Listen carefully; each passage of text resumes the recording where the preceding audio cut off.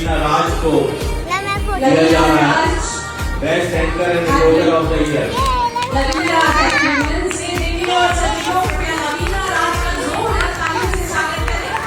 लवीना राज India की प्रख्यात academic जो पत्रकार अपनी जुनून से हर ताजा खबर को सबसे आगे लेकर आती है। टीम में शामिल होने से पहले ये जी राजस्थान और जी हिंदी में अपने कौशल को निखार चुकी है।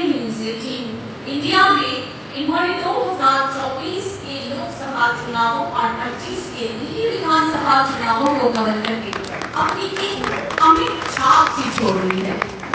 Best anchor and reporter of the year का अवार्ड लिया है मिस लवीना राज न्यूज़ 18 से और इसके